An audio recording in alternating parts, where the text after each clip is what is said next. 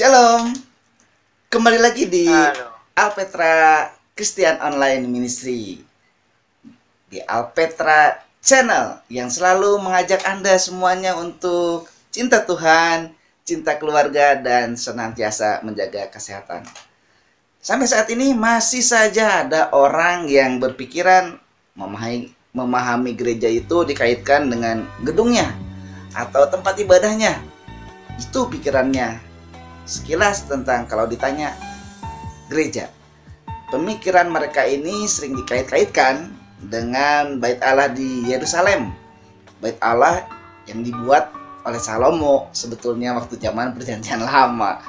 Namun seiring dengan waktu dan juga perkembangan, ada juga orang-orang Kristen yang mulai memahami bahwa gereja itu bermakna orang-orang yang terpanggil keluar dari gelap kepada terangnya yang ajaib. Nah, saudara-saudara yang dalam Tuhan, gereja itu bukan gedungnya, tapi setiap orangnya. Sehingga kalau ada 2-3 orang berkumpul dalam nama Tuhan Yesus, berdoa, menyembah Tuhan, itu bisa dibilang gereja. Benarkah seperti itu? Nanti kita tanya ya sama Bapak Pendeta Yan. Nah, beberapa tahun terakhir ini juga bermunculan yang dikatakan gereja komunitas atau komunitas Kristen. Apa sih itu sebetulnya? Nah, saudara yang sedang Tuhan, jika dalam tayangan sebelumnya kita belajar mengenai gereja, sekte, dan bidat, ini lanjutannya. Kita akan belajar lebih jauh lagi tentang bagaimanakah pengenalan kita untuk bisa menambah wawasan kita dalam kehidupan Kristen kita untuk kuat secara iman yang luar biasa kepada Tuhan Yesus Kristus. Sebelum kita bertanya ke Pendeta Yan Antoni, mari kita berdoa terlebih dahulu. Allah Bapa dalam surga, terima kasih karena kami kembali boleh hadir di tengah-tengah para pemirsa Alpetra Ministry Channel. Tuhan Yesus, kiranya Roh Kudus-Mu yang akan mengurapi Bapak Pendeta Yan Antoni dan juga host dalam acara kali ini, sehingga semua berjalan dengan baik untuk kemuliaan nama Tuhan. Di dalam nama Tuhan Yesus Kristus kami serahkan tayangan ini, semoga menjadi berkat bagi semua orang. Hanya dalam nama Tuhan Yesus Kristus, Mesias yang dijanjikan bagi segala bangsa, kami berdoa. Haleluya. Shalom. Salam cinta Tuhan, cinta keluarga, dan jaga kesehatan. Apa kabar? Selamat berjumpa di Alpetra Ministry Channel. Jika Anda berkenan, mari dukung kami melalui doa, subscribe, jangan lupa juga tekan loncengnya, dan sebarkan channel ini. Kami berharap melalui penyebaran channel ini nama Tuhan dimuliakan. Terima kasih karena sudah mendukung kami. Tuhan Yesus memberkati. Nah, jika tayangan yang lalu kita udah bicara tentang gereja, sekte, dan bidat, dan sudah diberikan tips sama Om tentang bagaimanakah bidat itu, ciri-cirinya seperti apa. Nah, sekarang kita mau belajar nih Om, karena ada yang bertanya juga sama kita Om. Kan ada gereja komunitas tuh Om sekarang ini. Nah, sebelum kita masuk ke situ Om, sebetulnya dalam Perjanjian Lama ada nggak Om istilah gereja itu Om?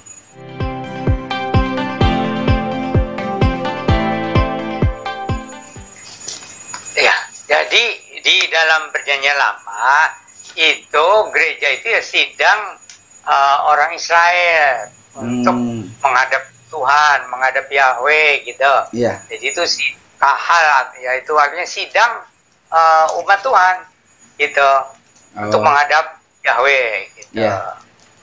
Jadi ada ya Om ya sebetulnya ya waktu zaman lama. Tetapi itu persyaratannya harus juga itu ada korban dulu gitu. Jadi iya harus ada korban binatang gitu ya. Kalau tidak ada korban darah binatang, tidak bisa menghadap Tuhan sembarangan, nggak bisa. Nggak bisa ya. Gitu. Karena ada kemah suci itu ya. Ya, karena itu di Perjanjian Lama itu ditegaskan tentang Allah itu Maha Suci gitu. Nah, cuma di Perjanjian Baru itu orang jadi artinya lupa bahwa orang tuh bukan hanya sekedar ayo kita ke gereja, ayo kita kumpul gitu ya, di sana ada yang berkhotbah dan sebagainya. Ini banyak pemahaman orang zaman sekarang itu jadi tidak begitu mengerti bergereja gitu. Iya. Jadi sebenarnya itu ya harus betul-betul mengalami keselamatan di dalam Tuhan Yesus Kristus itu yang berkorban di kayu salib. Kalau enggak, ya bukan gereja, hanya orang yang mengaku Kristen gitu kan. Nah, jadi akhirnya banyak katanya gereja itu ribet, jadi katanya kita bikin aja kumpulan sendiri. Ya, apakah di keluarga, apakah di kantor, apakah di RT atau di mana gitu ya. Jadi bilang gereja komunitas itu jadi gereja yang lebih hangat gitu, gitu. Jadi karena ya orang-orang yang di situ.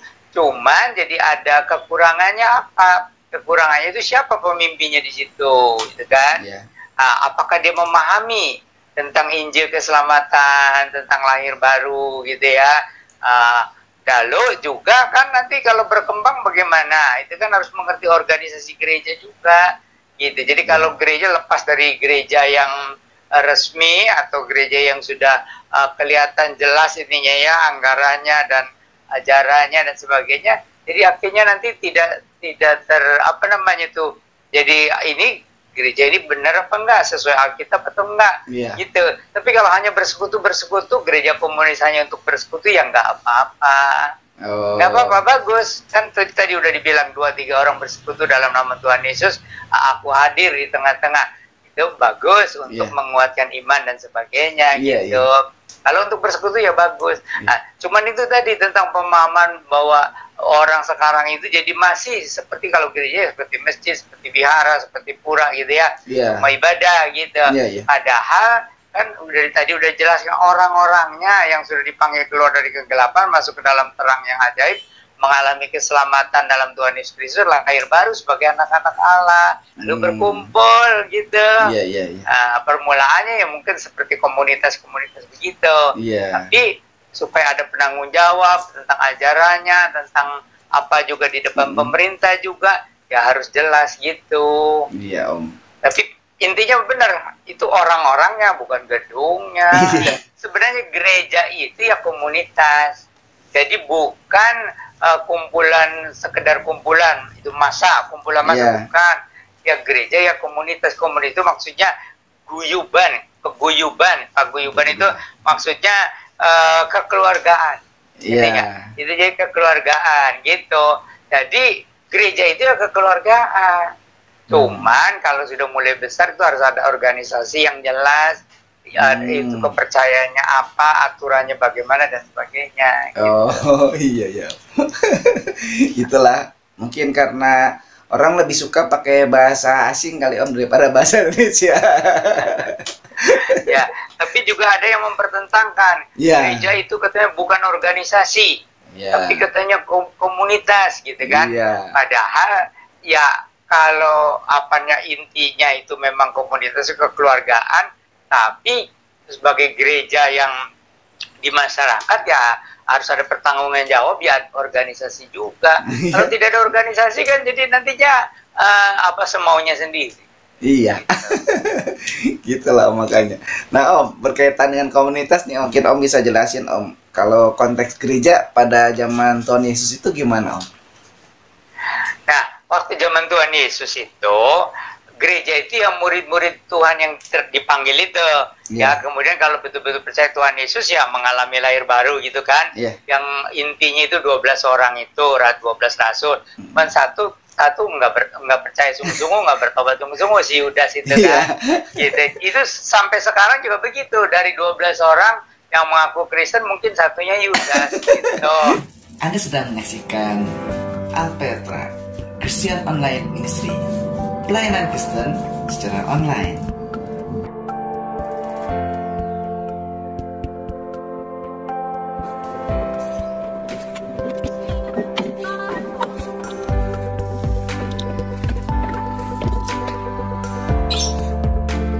Halo sahabat Alpetra, terima kasih ya sudah like, subscribe dan membagikan. Maju terus, tetap semangat Tuhan Yesus memberkati. GBU TYM. Dadah.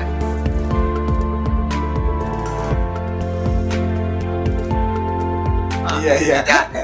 Jadi itu waktu zaman Tuhan Yesus yang gereja itu ya orang-orang yang menikmati atau komunitas yang menikmati kehadiran Tuhan Yesus. Oh, iya. Itu yang menurut arti perjanjian baru. Tapi kalau orang zaman waktu itu yang nggak ngerti, waktu zaman itu ya bait Allah gitu kan. Yeah. Jadi dulu tadi udah disinggung bait Allah Salomo. Yeah. Kemudian ada bait Allah yang waktu pulang dari pembangunan itu sederhana sekali. Baru kemudian waktu zaman Herodes, itu zaman Yesus juga, itu bait Allah yang sangat megah gitu. Ya, cuman karena mereka menolak Mesias ya, menyalibkan Mesias, jadi bangsa Israel dihukum itu, tapi dengan tangan tentara Romawi karena mereka memberontak. Mereka memberontak, ada Mesias palsu yang mengaku-ngaku Mesias. Itu dihancurkan bait Allah, itu tidak ada satu batu di atas batu. Tembok Yerusalem juga dihancurkan gitu. Nah, jadi itu kalau pengertian rakyat itu memang tidak semuanya sama. Ada pengertiannya ya itu bait Allah gitu kan. Ada yang ini murid-murid Yesus, itu sebenarnya itulah gereja dalam perjanjian baru. Tapi gereja resmi sebagai disebut gereja itu pada hari Pentakosta itu, hari ke-50 sesudah Tuhan Yesus bangkit dari antara orang mati. Jadi tercurahnya Roh Kudus ke atas murid-murid. Berdirilah sebenarnya resminya gereja itu, mulainya di situ. Iya ya, Kisah Rasul itu 2 itu ya, Om. Kisah Rasul 11 itu ya, Om ya? Atau Kisah Rasul pasal 2. Pasal 2 ya, Om. Nah, terus kalau yang orang kafir itu artinya yang percaya Tuhan Yesus itu diterima juga ada pencurahan Roh Kudus itu tuh. Kisah Para Rasul 10 itu dari keluarga Kornelius sama anak buahnya tuh. Itu Petrus juga yang berkhotbah dan kemudian dicurahkan Roh Kudus itu. Ya enggak? Gitu. Nah, Om, tadi kan itu Om udah bilang nih ada aliran-aliran berarti Om ya, ada karismatik, Pentakosta, Protestan. Nah, ini juga orang banyak yang masih belum paham, Om. Kalau Pentakosta itu alirannya yang nangis-nangis, yang tepuk tangan. Karismatik itu yang bersorak-sorak, ada bahasa lidah gitu. Kalau yang Injil itu yang diem gitu. Nah, bisa nggak Om dijelasin Om sedikit Om? Apa sih aliran Pentakosta, karismatik, Injil itu Om? Jadi memang tercurahnya Roh Kudus pada hari Pentakosta ini yang kemudian menjadi nama aliran Pentakosta. Tapi yang sekarang gereja Pentakosta itu awal abad ke-20 di Amerika. Karena waktu itu gereja Kristen, gereja Protestan, gereja macam-macam itu lagi seperti rohaninya tidur gitu. Jadi seperti perlu kebangunan rohani. Nah, ada satu kumpulan orang ini mengalami seolah-olah pencurahan Roh Kudus. Itu jadi kebangunan rohani gitu. Ya mungkin ada bahasa lidah juga, ada mujizat juga. Lalu mereka bilang kami ini orang Pentakosta. Cuman jadi karena itu jaraknya dari abad pertama dengan abad yang ke-20, itu mereka tuh tidak mau belajar dari sejarah gereja. Jadi mereka merasa gereja yang benar itu ya gereja Pentakosta. Nah, lalu orang Kristen Protestan merasa gereja yang benar ya Kristen Protestan. Jadi gereja Baptis juga merasa mereka lah gereja yang benar gitu kan. Sebenarnya kita tuh harus belajar dari sejarah gereja. Gereja itu satu. Sebenarnya asal orang-orangnya lebih banyak yang mengalami kelahiran baru gitu. Itu pandangan orang itu kan karena tidak tahu ya intisarinya gimana. Jadi ya menurut persepsi masing-masing lah gitu ya. Jadi kita tuh belajar dari sejarah gereja juga. Kan sudah pernah saya diulas ya. Mulainya kan gereja Kristen itu yang di Alkitab itu Kisah Rasul 11 ayat 26 ya. Terus sampai 325 itu disatukan oleh Kaisar Konstantin itu ya. Kemudian tahun 380 dipaksakan agama Kristen kepada semua penduduk Romawi menjadi agama umum atau menjadi agama Katolik. Gitu kan. Baru tahun 1517 itu Martin Luther tuh protes berhasil untuk menuju agama Kristen sebelum Katolik gitu. Nah, sesudah itu karena Kristen itu tidak punya pusat yang menguasai atau mengendalikan. Jadi ada gereja-gereja yang boleh muncul, ada gereja baptis gitu ya, ada gereja apa Protestan juga bisa, itu kan siapa yang bisa mendirikan gitu ya, alirannya itu. Nah, kemudian itu berkembang dari Eropa karena kemajuan, karena ini apa terjadi Protestan ini ya, kemajuan itu yang dari belenggu agama Katolik itu ya. Jadi orang terbuka untuk belajar ilmu pengetahuan, terus ekonomi maju gitu ya, sampai dari Eropa ini menjajah ke seluruh benua, di antara juga yang ke Amerika segala, yang ke Afrika, yang ke Asia dan sebagainya. Nah itu, nah kemudian di Amerika itu tumbuh subur agama Kristen itu, tapi macam-macam lah organisasinya itu, ya Protestan lah, Baptis lah, atau apa, baru yang awal abad 20 itu wadah hari, jadi terjadi seolah-olah kisah para rasul pasal 2 itu. Jadi orang-orang itu mengalami gitu ya, ada yang bahasa roh, ada mujizat, ada kesembuhan. Nah, kami inilah katanya gereja Pantekosta ini gereja yang benar. Cuman masa baru apa seolah-olah turun dari langit kan enggak juga. Gereja kan sudah dari abad pertama itu. Jadi harus belajar dari sejarah gitu. Nah, mengenai gereja apa Pantekosta yang kemudian disebut gereja apa karismatik ya, itu berdasarkan karisma, berdasarkan karunianya gitu ya. Nah, itu memang banyak positifnya. Semangat ya, semangat menginjili, semangat ibadah, semangat persembahan gitu ya. Perpuluhan juga sebenarnya dari situ itu untuk jadi seolah kembalilah kepada Alkitab itu. Nah, itu jadi ada banyak positifnya ya. Jadi tidak dibatasi gedung gereja, itu di rumah-rumah itu ya, ibadah-ibadah rumah dan sebagainya gitu. Nah, terus dari gereja Protestan juga kadang-kadang ngeliat tuh jadi bengong-bengong gitu ya. Karena apa? Karena namanya gereja ini baru, jadi belajar Alkitabnya juga belum banyak gitu. Jadi misalnya aturannya gimana bahasa lidah itu. Nah, kita tidak boleh menentang bahasa apa roh itu ya. Tetapi kalau dalam ibadah itu harus ada aturannya. Jadi harus ada yang bisa menerjemahkan gitu. Kalau tidak ada, dia boleh sendiri aja berdoa dengan bahasa roh, nggak apa-apa gitu. Jadi juga tentang bernubuat gitu ya. Kita juga tidak menentang karunia nubuat.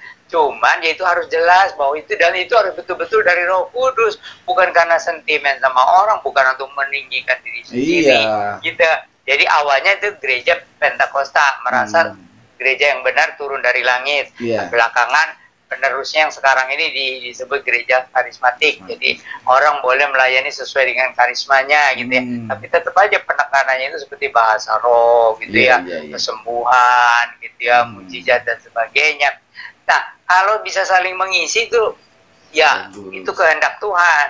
Jadi dari gereja Kristen Protestan itu bisa mengajarkan apa tentang organisasi yang teratur, ya sekolah teologi gitu ya, dengan ajaran yang benarnya gimana gitu ya. Nah itu bisa saling mengisi. Kalau soal cara ibadahnya yang satu rame-rame, yang satu tenang, itu jiwa orang kan nggak sama. Jadi ada orang yang senang gitu ya, rame-rame gitu ya, ada orang yang senang gitu ya, tenang-tenang, nggak apa-apa. Kalau secara liturgi mau beda nggak apa-apa, cuman sudah diulas ya, bahwa ada yang penting-pentingnya itu yang penting-pentingnya itu. Dan apa jadi apa namanya itu ya, gereja harus saling belajar gitu satu sama lain gitu ya. Jadi saya sih menganjurkan gereja-gereja Pantekosta itu jangan merasa gereja yang paling benar yang baru turun dari langit gitu. Belajar yang positif dari gereja Protestan juga. Meskipun gereja Protestan juga tidak semuanya itu Alkitabiah. Ada gereja yang liberal gitu ya. Nah, termasuk yang ditanya itu Unitarian itu. Jadi gereja Unitarian itu pokoknya Allah ya Bapa di surga itu gitu. Tuhan Yesus itu yang anak Allah, boleh dipanggil Tuhan. Roh Kudus itu semacam kuasa aja gitu. Jadi hanya menyembah, doa juga hanya kepada Allah Bapa itu. Ini yang gereja Unitarian. Itu malahan nanti satu hari semua orang jadi Kristen, semua orang jadi baik. Itu gereja Unitarian itu kan nggak benar juga ya. Artinya tuh jadi nggak ngerti bahwa Tuhan Yesus bilang dibaptiskan dalam nama Bapa, Putra, dan Roh Kudus. Tapi kalau mereka, kalau baptisan dalam nama Tuhan Yesus Kristus saja. Oh, gitu. Wah, bahaya juga ya. Dalam nama Tuhan Yesus gitu. Tapi berdoa hanya kepada Bapa gitu. Ya, jadi itu.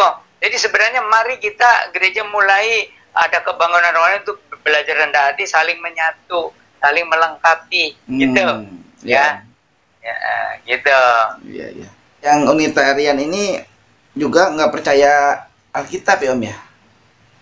Gereja Unitarian percaya Alkitab, cuman jadi dia karena tentang Allah itu ya mesti satu. Allah itu mesti satu. Jadi dia kalau membaca Alkitab itu sesuai dengan ini pemikirannya sendiri gitu. Padahal kita tuh ya kalau belajar Alkitab tuh pelan-pelan ya. Kalian kita belajar juga teologi-teologi itu. Tapi kita tidak boleh memutlakan teologi dari siapapun. Yang mutlak itu Alkitab. Tapi kita belajarnya tuh belajar bersama-sama dan pelan-pelan. Jangan langsung, bikin aliran baru, bikin doktrin baru. Nggak boleh, nggak boleh. Iya. Gitu. Iya. Jadi kalau gitu Om, ternyata ajaran Protestan itu ya Om, proteks sebetulnya Om ya, protes kepada gereja Katolik. Mereka mau kembali kepada agama Kristen sebelum Katolik. Oh iya Om. Gitu. Jadi yang Alkitab ya. Iya. Ajarannya itu berarti bukan karena liturginya yang diem-diem melarang tepuk tangan misalnya atau apa, bukan kayak gitu ya Om ya. Aliran Protestan itu. Ada ciri yang utama dari gereja Protestan selain pengakuan iman rasuli, yaitu bahwa di dalam ibadah itu yang paling penting itu firman Tuhan. Jadi bukan soal nyanyian, soal penyembahan. Kita pastilah maksudnya ke menyembah Allah, tapi menyembah Allah itu bukan seperti seperti diulang-ulang sampai 10 kali ya, sampai kita aku menyembahmu, aku meninggi kamu, aku menghormatimu, aku mencintaimu dan sebagainya gitu ya. Nah, tetapi dalam hidup sehari-hari tidak mentaati. Kita jadi seperti penyembahan gombal itu. Jadi menggombali Tuhan. Jadi itu tuh, makanya Protestan sama Pentakosta harus saling mengisi. Nah, jadi gereja Protestan itu mementingkan firman. Nah, gereja Pentakosta mementingnya semangat. Lalu bagaimana saling mengisi? Gitu. Harusnya ya, bukan berantem. Gereja Protestan kalau misalnya perlu ya liturgi Protestan mungkin bisa ditambahkan penyembahan, tapi jangan seperti yang di Pentakosta. Sampai capek nyanyi, sesudah capek nyanyi baru dengerin firman, nggak masuk. Iya. Tapi kalau sudah terbiasa nggak cocok di gereja Protestan. Katanya ada kosong, katanya nggak ada penyembahannya, katanya.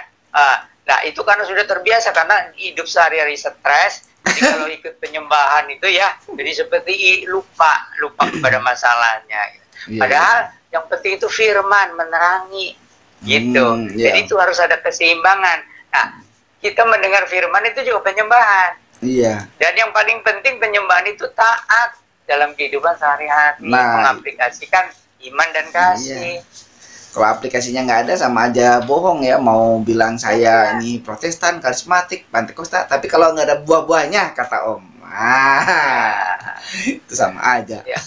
Ya Om. Anda sedang menyaksikan Alpetra Christian Online Ministry, pelayanan Kristen secara online.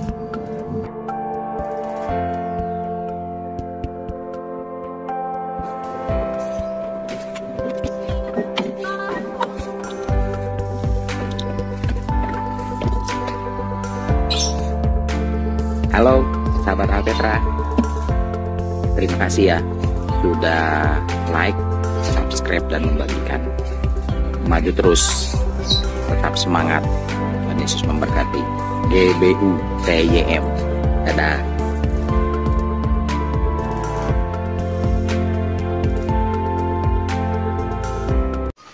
Mari kita berdoa.